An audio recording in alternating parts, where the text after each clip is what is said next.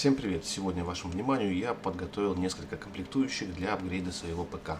Возможно, те, кто смотрит мои видео, в курсе, что у меня есть ПК Frankenstein, который постоянно подвергается апгрейду. Собран он на достаточно старых комплектующих, но в принципе имеет нормальную, хорошую мощность по современным меркам. В своем составе он имеет процессор FX 8350. Это мощный 8-ядерный процессор, но, к сожалению, построенный на старой архитектуре. Установлен он на полноразмерную системную плату от Asus M5A97R2.0. Вместе с этим установлена оперативная память на 16 ГБ типа DDR3 с эффективной тактовой частотой 1866 МГц, но разогнанная до 2133 МГц. Также удалось вкорячить в эту сборку SSD NVMe от Samsung 970 EVO Plus на 512 ГБ. Конечно же, удалось это сделать только через переходник PCI-Express, потому что на системной плате таких разъемов M2 нет. Плюс пришлось заморочиться с модифицированием BIOS. О том, как я устанавливал SSD в этот компьютер, есть ролик на канале. Ну и последние элементы — это видеокарта RX 460 от AMD, который сейчас установлен в компьютере, а также блок VX 500, соответственно имеющий мощность 500 Вт. Как вы уже поняли, менять мы будем видеокарту, ну и соответственно с видеокартой придется заменить блок питания, потому что его мощности не хватит, а также он не имеет дополнительных разъемов питания для видеокарты. Актуальность ролика заключается не в том, что я просто хочу вам показать, как я произвожу апгрейд своего компьютера, но и в том, какую достаточно мощную видеокарту можно приобрести по низу рынка, а также как отразится ее работа в достаточно старом системном блоке. Как вы уже увидели в этом видеоролике, на замену моей RX 460 будет видеокарта GeForce RTX 3060 от компании KFA2. Ценовой сегмент видеокарты этой компании намного ниже, чем у их конкурентов. На момент покупки этой видеокарты она мне обошлась в 31 тысячу рублей.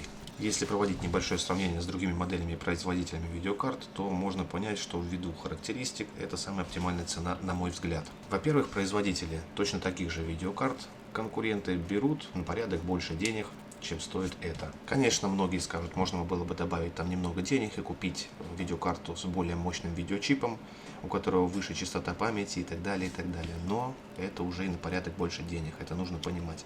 Давайте теперь пробежимся по характеристикам этой модели. Видеопроцессор этой видеокарты построен на микроархитектуре NVIDIA Ampere по техпроцессу 8 нанометров.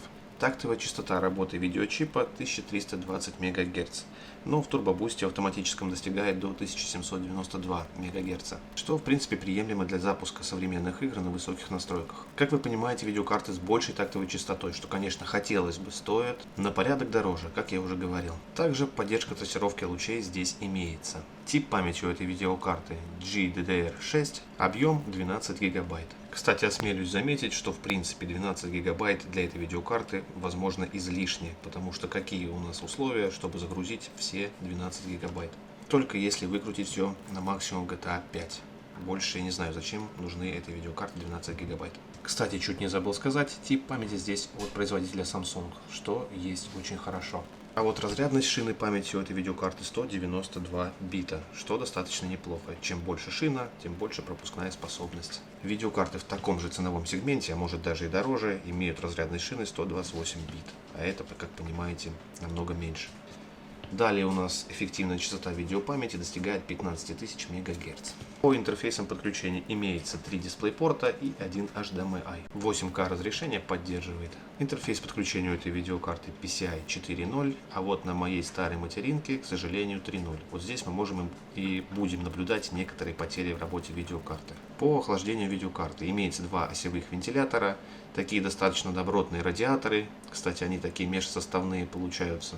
И позже при работе с этой видеокартой мы выясним, что больше 67 градусов она не греется, то есть все в порядке, охлаждение справляется. И, кстати, все межсоставные радиаторы соединены медными теплопроводящими трубками, которые эффективно отводят тепло. Ну и конечно же, если вы будете покупать эту видеокарту, не стоит забывать, что у нее есть 8-пиновое дополнительное питание, от чего нужно посмотреть, есть ли они в вашем блоке питания. Вот, к сожалению, в моем не было, да и в принципе он маловат по мощности, поэтому еще мы приобретаем и новый блок питания.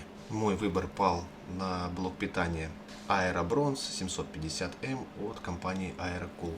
Обошелся он мне 7000 рублей. Конечно же, перед выбором блока я внимательно изучил, какие у нас сейчас есть продукты, соответственно, почитал отзывы и понял для себя, что в принципе вот этот вариант очень хорош. Он и по мощности с запасом 750 Вт, плюс все провода интерфейса у него отстегиваются. То есть мы можем поставить только те провода, которые нам необходимы. И, соответственно, проводки в корпусе вашего блока будет намного меньше. Кстати, что очень примечательно и интересно, что видеокарта, что этот блок питания по весу прям значительно выше предыдущих моих компонентов, которые установлены у меня. Складывается такое ощущение, что компьютер у меня прибавит в весе килограмма 2 точно. Кстати, хочу небольшой комментарий оставить по поводу предыдущего своего блока, который прослужил у меня около 6 лет. Это VX500. И все мне говорили, что вот, они там плохо работают, горят буквально через полгода использования. Нет, ребята, пахал он свое, как полагается. И пахал, мне кажется, еще столько, без каких-либо проблем. И то же самое хочу сказать при предыдущую видеокарту RX 460. Особенно это касается хейтеров AMD. Отработала прекрасно, и я думаю, что она еще поработает. Посмотрю, куда ее можно применить. Но пока мы будем устанавливать наши новые комплектующие в наш корпус, системный блок. Ввиду того, что я прочел огромное множество комментариев и отзывов по этой видеокарте, давайте разберем, что здесь может быть плохо либо хорошо. Начнем с того, что текстолит этой видеокарты очень короткий, даже короче, чем на моей 460 RX, что говорит нам об очень плотном расположении компонентов на текстолите, что нам автоматически говорит об очень узком и плотном расположении дорожек на текстолите и дополнительных требованиях к охлаждению этих всех компонентов. Но по виду радиаторов мне кажется, что охлаждение должно справляться. Ну, главное, чтобы она не прогорела. Это покажет только время. Также на просторах интернета сталкивался с очень негативными отзывами в адрес этой видеокарты. А именно, что у кого-то были проблемы со звуком, а также проблемы с отключением дисплея, проблемы со слетом драйверов и многое другое. У кого-то, кстати, она сразу прогорела, но это все гарантийные случаи. То есть заменить такую видеокарту никаких проблем не будет. Кто-то писал, кстати, что там кривой текстолит, что, кстати, может сказаться негативно на работе видеочипа. Из всего вышеперечисленного с моей видеокартой нет никаких абсолютно проблем. Вероятно, просто людям не повезло и попался какой-то брак.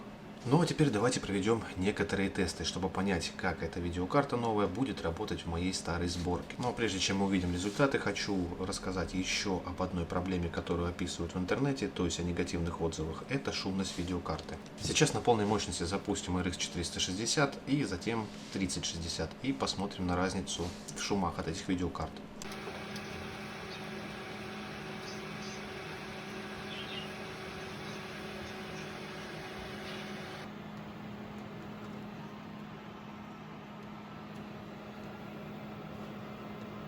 Ну и на мой взгляд 3060 достаточно бесшумная видеокарта. Я, конечно, не знаю, может мне нет с чем сравнить, но RX 460 посмотрите сами, как шумит. Так что после RX 460 с одним вентилятором у меня в комнате просто полнейшая тишина. Ну а теперь давайте сравним результаты показаний бенчмарков, которые я использовал. А это Superposition, затем 3D Mark и последняя программа Performance Test. Она уже комплексно тестирует всю систему и выдает, соответственно, оценку для нее. Тестирование во всех программах проходило с одинаковыми настройками, поэтому вот такой результат. 11148 очков, 3060 против 2358 RX 460. 7101 для 3060 и 1943 для RX 460 в программе 3D Mark. Далее нас ждет комплексная проверка в Performance Test. В комплексе с 3060 компьютер у нас получает 2022 очка, а RX 460 скромные 1896. Кстати, если вы посмотрите на конкретные результаты тестов, то везде, где использовалась графика, колоссально результаты вышел 3060, что неудивительно. Я не то чтобы сравниваю две этих видеокарты, потому что, конечно же, их сравнить невозможно. RX 460 построен на старой архитектуре, да и вообще, конечно, не годится для сравнения с этой видеокартой. Но я просто провожу тест, как именно в моей системе изменятся показатели. Что касается тестирования в играх, я также не могу похвастаться какой-то объективностью с учетом своей старой системы, но вы видите разницу. RX 460 у меня лагало жестко, на 3060 такой проблемы нет. В общем и целом, конечно, хочется подвести уже какой-то итог. Возможно, я что-то упустил и что-то не договорил. На самом деле очень многое хочется сказать, но некоторые просто вылетает из головы. Однако, что я могу сказать точно и наверняка после использования этой видеокарты, тестирования и знакомства вообще с ее возможностями, так это то, что, наверное, осмелюсь назвать эту видеокарту по праву народной, поскольку ее цена невысокая, но в свою очередь производительность достаточно хорошая. Да и моей старенькой сборке она дает вторую жизнь. Теперь, в принципе, без проблем я могу в CS2 играть на ультрах, также с высокими настройками играть и в другие игры, А теперь, что самое главное, в Premiere Pro монтаж у меня происходит значительно быстрее. То есть я сделал ролик для вас, и буквально за 2 минуты он у меня отмонтирован и экспортирован в MP4. Ну а на этом все. Если у вас есть какие-то комментарии по этому поводу, обязательно оставляйте их внизу, посмотрим на ваше мнение и обязательно все обсудим.